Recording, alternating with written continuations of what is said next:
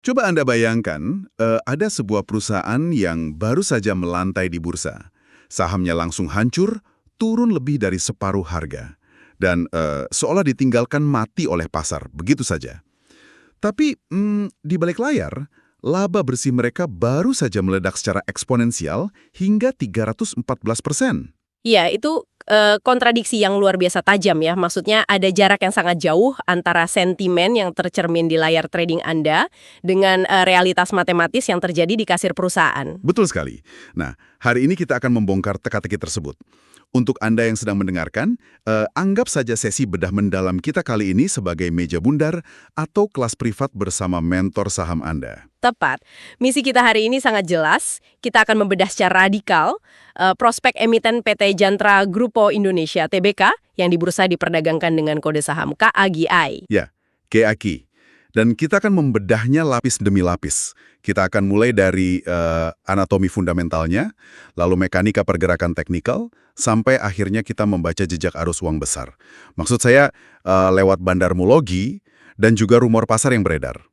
Dan tumpukan data kita untuk membedah ini sangat komprehensif. Kita menarik kesimpulan dari laporan keuangan full year 2025, kemudian laporan kuartal 1 2026, catatan riset dari BCA Sekuritas dan Indo Premier. Ditambah lagi, kita menyisir obrolan real time tanpa filter dari para trader.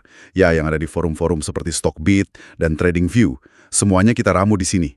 Nah, kita bisa langsung masuk ke jantung permasalahannya. Boleh. Jadi, KAKI ini melakukan IPO di bulan Maret 2025, pas itu di harga Rp118. Pasar kemudian menghukum saham ini hingga terjun bebas ke titik terendahnya di Rp50. Bener-bener terjun bebas. Iya kan? Dan sekarang, per akhir Mei 2026, harganya terombang-ambing di kisaran Rp96. Secara sekilas, ini terlihat kayak saham yang gagal. Tapi, sebelum kita menyentuh grafik pergerakan harganya, kita harus membedah dulu mesin bisnisnya. Ini langkah yang paling krusial.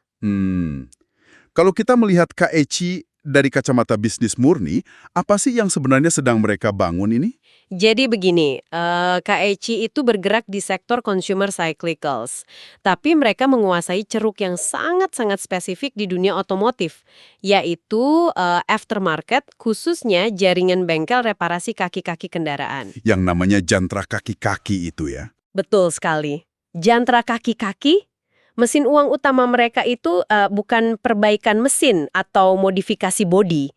Mereka murni fokus pada suspensi, bushing, bearing, dan sistem kemudi. Dan kalau kita melihat struktur neracanya, fondasi mereka ini sangat brutal.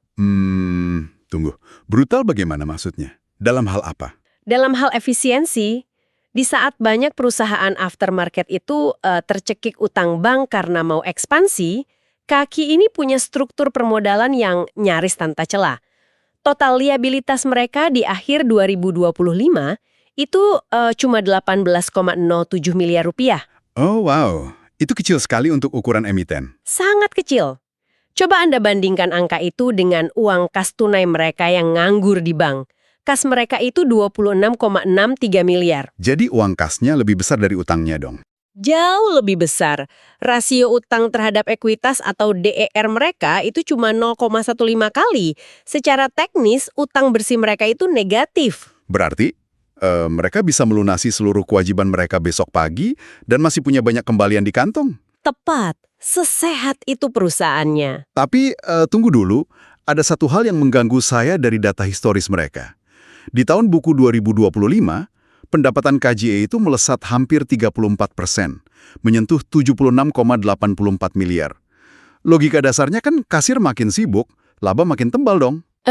Logika umumnya memang begitu. Nah, tapi laba bersih mereka nyaris tidak bergerak. Cuma naik 3% di angka 9,4 miliar. Ini kan aneh. Apakah manajemennya tiba-tiba salah urus? Atau ada kebocoran beban operasional besar-besaran yang berusaha mereka tutupi? Bukan, itu bukan kebocoran, itu sebenarnya konsekuensi matematis dari ekspansi fisik yang sangat agresif. Ingat, mereka dapat dana IPO sebesar 53,1 miliar rupiah kan? Iya, betul. Nah, hampir 70% dana itu dialokasikan untuk capital expenditure atau belanja modal. Mereka ini agresif banget buka gerai-gerai baru di berbagai kota besar. Kayak di Bandung, Bekasi, Surabaya, sampai Bali. Oh, jadi mereka buka bengkel fisik besar-besaran. Betul, dan membuka bengkel fisik itu berarti Anda harus menyewa lahan strategis. Dan yang menarik, mereka ini mengunci kontrak sewa lahan rata-rata selama 12 tahun. 12 tahun. Lama juga ya. Iya, lalu mereka juga harus membeli mesin spurin canggih, alat angkat hidrolik, dan merekrut teknisi ahli yang tersertifikasi. Luar biasa menguras kantong. Analogi yang sangat tepat. Iya kan, margin keuntungan langsung menipis karena biaya sewa lahan dan depresiasi alat-alat baru itu langsung menekan laporan laba rugi. Secara mekanis memang seperti itu. Di tahun pertama, mesin-mesin mahal dan biaya sewa lahan tersebut menjadi beban tetap yang sangat berat. Sementara volume mobil yang masuk ke cabang baru kan belum langsung mencapai kapasitas maksimal, masih tahap pengenalan. Iya, butuh waktu untuk mendatangkan pelanggan. Betul. Itulah alasan utama kenapa laba mereka tampak stagnan di 2025. Bebannya naik duluan, pendapatannya baru menyusul perlahan. Menarik. Sangat logis. Tapi, mari kita bahas satu ancaman yang lebih besar. Ekspansi fisik yang besar-besaran dengan sewa lahan 12 tahun ini, menurut saya terdengar seperti bunuh diri. Bunuh diri bagaimana? Kalau kita melihat kemana arah industri otomotif global bergerak, seluruh dunia ini kan sedang bertransisi besar-besaran ke EV atau mobil listrik. Dan mobil listrik itu kan nggak punya mesin pembakaran, nggak butuh ganti oli rutin, komponen bergeraknya juga jauh lebih sedikit. Ya, masuk akal. Bukankah mengunci modal puluhan miliar di bengkel tradisional saat ini adalah langkah yang sangat berisiko atau bahkan buta terhadap masa depan? Nah, itu asumsi umum yang sangat logis, namun ternyata keliru ketika kita berbicara spesifik tentang kaki-kaki mobil. Oh masa? Keliru bagaimana? Dalam artian positif ya, bagi bisnis KAC. Anda harus memahami fisika dasar dari mobil listrik. Fisika dasar? Maksudnya berat kendaraannya? Tepat. Baterai EV itu luar biasa padat dan berat. Sebuah SUV listrik bisa berbobot 30 hingga 40% lebih berat dibandingkan versi bensin atau dieselnya. Iya juga ya, karena ada lempengan baterai raksasa di dasar sasisnya itu. Betul sekali. Dan ketika Anda meletakkan beban ekstra ratusan kilogram tersebut pada sebuah sasis, coba pikirkan, komponen apa yang harus menyerap seluruh hukuman kinetik itu setiap kali mobil melewati jalan berlubang atau polisi tidur. Pasti suspensinya, shock absorbernya kerja keras. Iya, suspensi, shock absorber, dan bushingnya. Belum lagi beban torsi instan dari motor listrik. Mobil EV itu kan tarikannya spontan. Itu membuat komponen kemudi jadi aus jauh lebih cepat dibandingkan mobil biasa. Wow, saya nggak kepikiran sampai ke sana. Era EV ini berarti umur pakai kaki-kaki mobil akan berkurang secara drastis. Jadi pasar ini tidak sedang menyusut, pasarnya justru sedang berakselerasi. Dan kaki sudah siap untuk itu. Sangat siap. Mereka adalah first mover. Kaki membaca ini lebih awal dengan menjadikan mekanik mereka sebagai spesialis dalam menangani beban berat dari arsitektur kaki-kaki mobil listrik.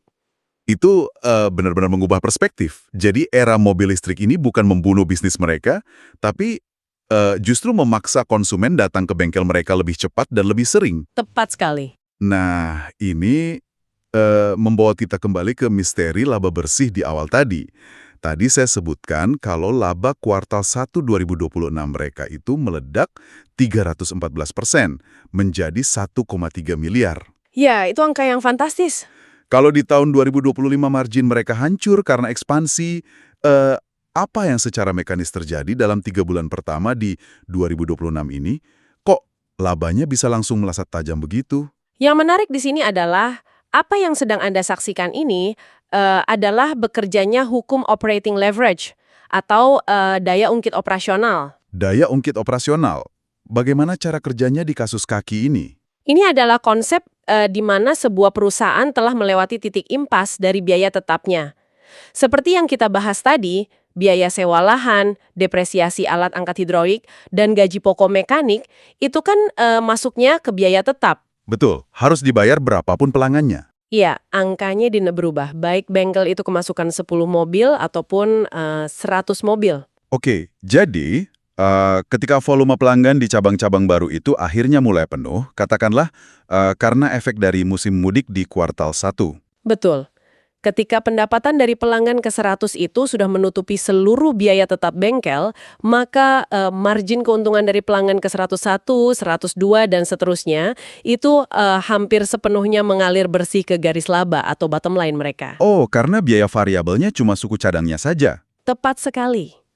Inilah sebabnya kenaikan pendapatan yang mungkin terlihat moderat di Q1 2026 bisa memicu ledakan laba bersih hingga 314%.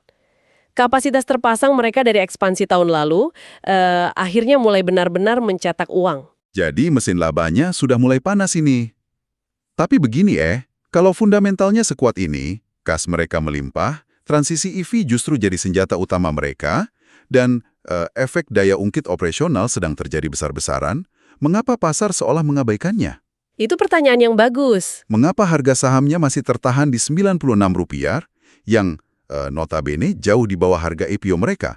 Mari kita masuk ke kacamata valuasi dan teknikal. Iya, kalau kita melihat menggunakan metrik valuasi kuno atau metrik tradisional, pasar sebenarnya punya alasan yang valid untuk skeptis. Skeptis karena kemahalan? Iya, coba lihat rasio price to earnings atau PE dari KKY. Angkanya bergerak sangat valid di kisaran 16,8 hingga 29,2 kali.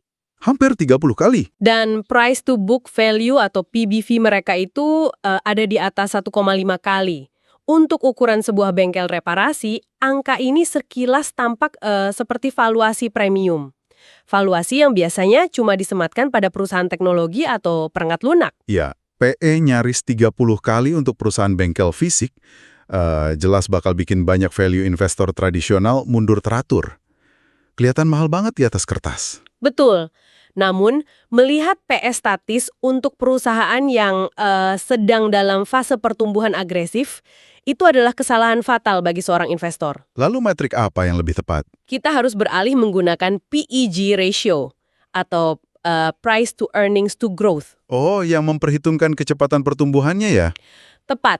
Analogi sederhananya begini, valuasi PE itu ibarat Anda melihat harga beli seekor kuda pacu. Ya, kuda A harganya tampak sangat mahal kalau Anda cuma menghitung jumlah piala kemenangannya bulan lalu. Statis berarti ya? Iya, tapi rasio PEG ini memasukkan hukum fisika ke dalam valuasi, yaitu berupa percepatan.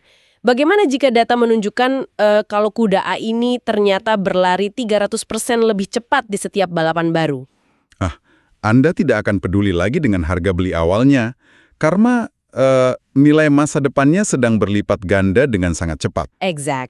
Dan tahukah Anda berapa rasio PEG dari KAKI saat ini? Angkanya berada di rentang 0,70 hingga 0,73. Di bawah 1. Betul. Dalam literatur valuasi fundamental, angka PEG di bawah 1,0 itu adalah indikator kuat bahwa kecepatan pertumbuhan laba perusahaan jauh melampaui harga premium yang diminta pasar saat ini. Luar biasa. Secara matematis, dengan memperhitungkan ledakan laba 311% tadi, saham ini sebenarnya beroperasi jauh di bawah nilai wajarnya, sangat undervalued.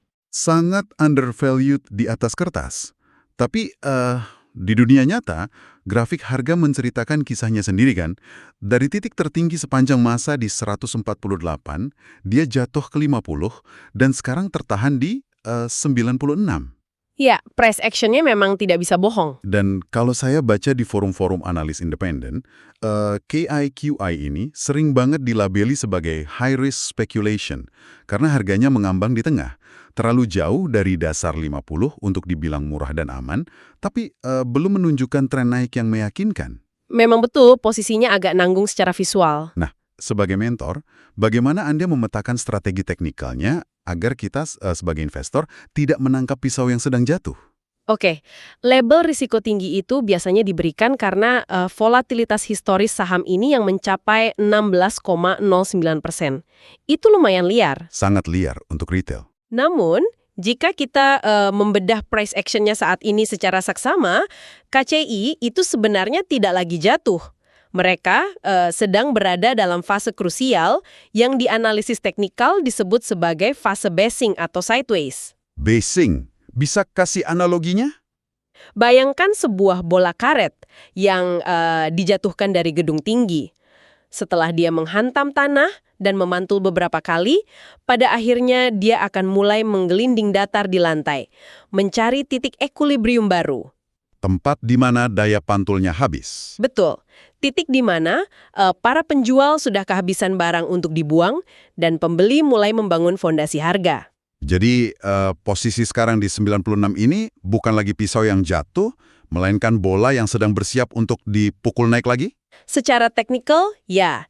Itu sebabnya konsensus teknikal dari berbagai institusi mengarah pada satu strategi yang spesifik, buy on weakness. Beli saat melemah ya? Betul, ini bukan waktunya untuk masuk dengan seluruh modal Anda secara agresif alias all in. Anda harus disiplin. Area konsolidasi untuk perlahan menyicil akumulasi itu berada di rentang ketap antara 90 hingga 100 rupiah per lembar saham. 90 sampai 100. Lalu bagaimana kalau ternyata lantai ekuilibrium atau area basing itu jebol ke bawah? Disitulah pentingnya manajemen risiko. Anda harus memiliki mekanisme pertahanan. Batas cut loss mekanis harus ditegakkan dengan disiplin kalau harga menembus support psikologis di bawah Rp85. Nggak boleh pakai emosi ya? Langsung potong rugi kalau tembus 85. Tepat, jangan pernah berdebat dengan pasar kalau skenario itu terjadi. Namun jika fase basing ini sukses menyerap semua tekanan jual dan laporan Q2 nanti kembali mengkonfirmasi ledakan labanya, Targetnya kemana? target teknikal rasional terdekatnya adalah membongkar resistansi di level 115. Oke, jadi angka 90 sampai 100 adalah zona akumulasi untuk buy on weakness. Tapi ini memicu sebuah pertanyaan yang jauh lebih besar buat saya. Apa itu? Siapa sebenarnya yang sedang mengakumulasi di zona itu? Kita kan tidak berdagang sendirian di bursa. Mari kita masuk ke ranah yang disukai para trader jalanan, bandarmologi dan psikologi pasar. Ranah yang selalu penuh intrik. Betul. Di forum Stockbit misalnya, sentimen untuk KAKI ini luar biasa riuh. Banyak retail yang teriak, Hakandar atau hajar kanan bandar. Mereka berharap saham ini segera ditarik paksa ke batas auto reject atas atau arah. Teriakan khas retail yang tidak sabaran. Yang menangkap perhatian saya di forum itu. Ada seseorang yang menulis begini, gue tahu, lundar nyicil barang, ayo makan terus. Bagaimana Anda membedah dinamika order book saat ini dari kacamata bandarmologi? Menarik, komentar nyicil barang itu sebenarnya menunjukkan pemahaman yang lumayan mendalam tentang bagaimana institusi atau smart money itu beroperasi di pasar. Oh iya? Berarti bukan sembarang komentar? Bukan. Ketika harga sengaja ditahan dalam rentang yang sempit, di 90-100, sementara volume transaksinya perlahan mulai menebal, itu adalah jejak kaki dari apa yang kita sebut iceberg orders. Order gunung es, menyembunyikan ukuran aslinya. Menjadi ribuan order kecil untuk menyerap saham dari tangan retail yang mungkin sudah mulai bosan, tidak sabar, atau panik. Tepat, mereka memasang tembok bid yang lumayan tebal di bawah untuk menadah saham dari para trader retail yang akhirnya memutuskan cut loss karena bosan menunggu fase sideways ini selesai. Smart money mengakumulasi inventaris dengan sabar ya. Mengumpulkan amunisi sebelum berita positif dari laporan keuangan selanjutnya dirilis ke publik. Iya, mereka memposisikan diri di bawah radar. View. Mereka memperingatkan tentang ancaman bearish FGV di atas harga saat ini. Fair value gap. Iya, fair value gap. Saya tahu ini sering disederhanakan sebagai area supply atau pasokan yang kuat. Tapi secara mekanis, mengapa celah FGV ini begitu berbahaya bagi pergerakan harga saham? Memahami FGV ini berarti Anda memahami algoritma institusional. Ingat saat harga KAKI dulu longsor secara brutal dari level 148 ke 50? Iya, terjun bebas. Penurunan itu terjadi dengan sangat cepat. Saking cepatnya, pergerakan itu meninggalkan sebuah vakum likuiditas pada rentang harga tertentu. Misalnya di atas level 120. Vakum likuiditas berarti tidak ada antrean beli dan jual yang wajar di sana. Betul, tidak ada transaksi dua arah yang sehat. Secara mekanis, banyak institusi besar atau fund manager yang portofolionya nyangkut atau tertinggal di area vakum tersebut saat harganya tiba-tiba ambruk. Jadi mereka ini terjebak dengan barang mahal di atas sana. Tepat. Dan algoritma trading mereka itu telah diprogram sedemikian rupa, begitu harga kelak merangkak naik dan menyentuh area vakum itu lagi, sistem algoritmanya akan otomatis membanjiri pasar dengan order jual raksasa. Hanya untuk balik modal. Iya, semata-mata untuk mencapai break-even point. Jadi ini bukan sekedar batas psikologis manusia yang ragu-ragu mau jual. Ini adalah eksekusi program komputer yang tanpa emosi. Astaga.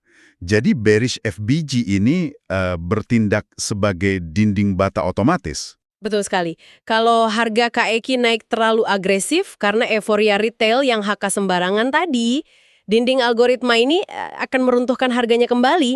Itulah mengapa disiplin untuk membeli perlahan di zona bawah 90-100 tadi itu sangat fundamental. Luar biasa. Anda bukan cuma melawan emosi keserakahan manusia ya, tapi melawan mesin yang diprogram khusus untuk keluar dari posisi rugi. Tepat.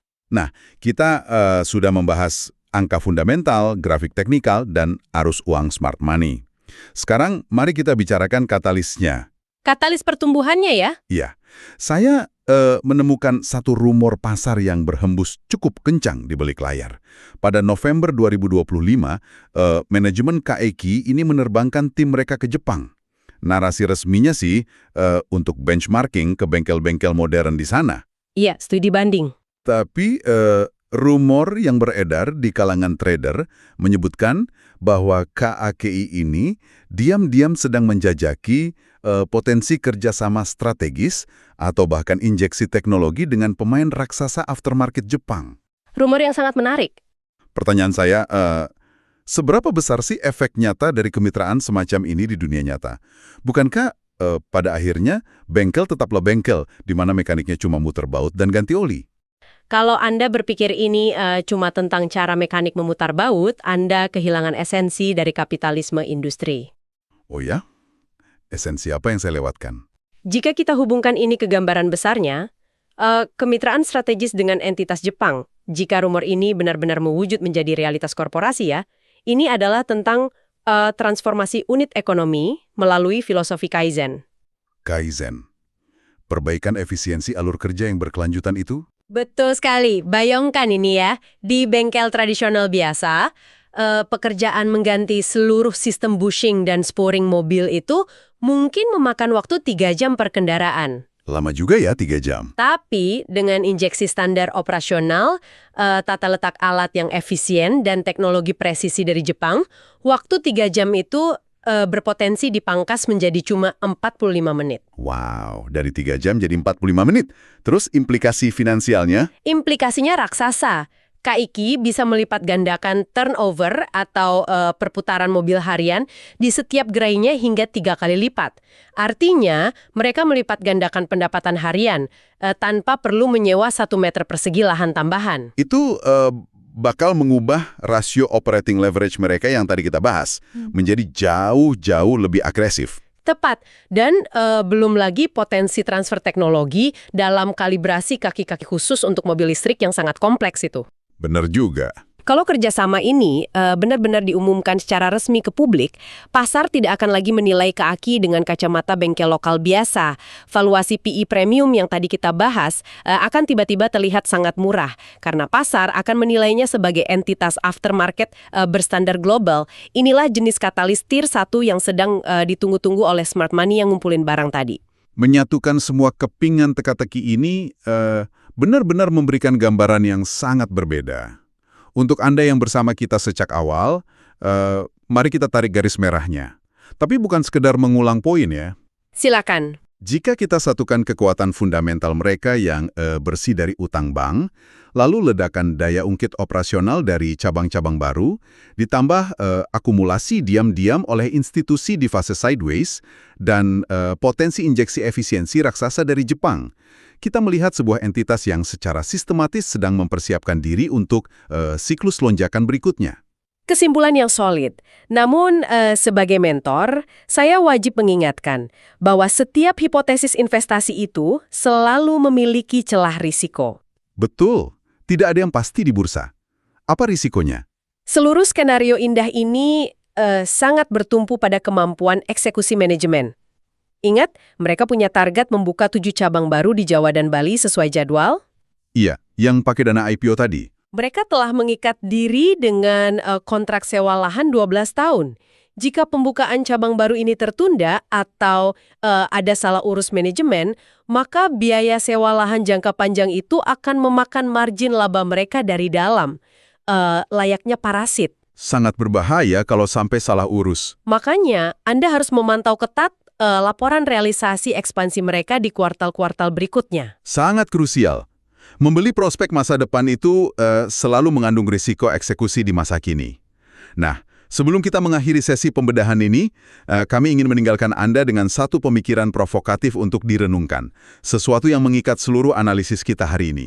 Ya, kita telah berbicara banyak tentang langkah berani KJ mengunci sewa lahan strategis selama 12 tahun lamanya di pusat-pusat kota.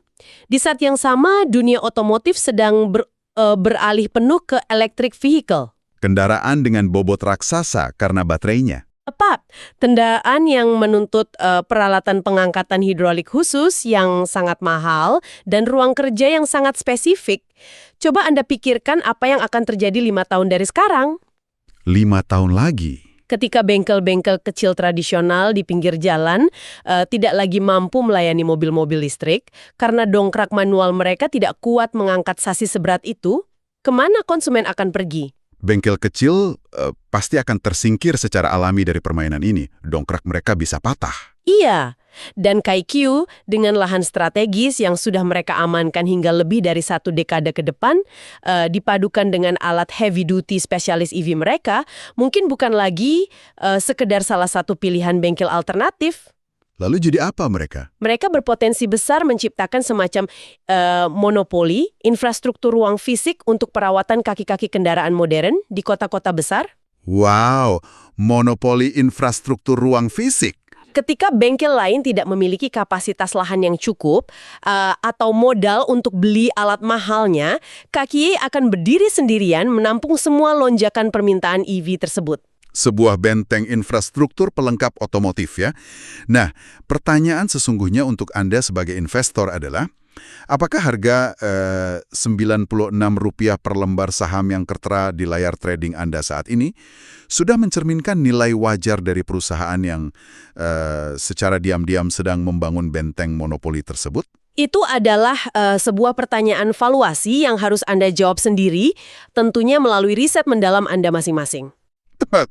Jadi gen analisis fundamental, teknikal, bandarmologi, dan rumor yang kita bedah hari ini sebagai amunisi Anda. Ingat, di pasar modal informasi adalah pedang, tapi kedisiplinan Anda adalah perisainya. Selalu lakukan do your own research sebelum Anda meletakkan uang hasil keringat Anda di pasar. Terima kasih telah menjadikan kami partner diskusi Anda hari ini, dan bersiaplah untuk terus menggali lebih dalam pada kesempatan berikutnya.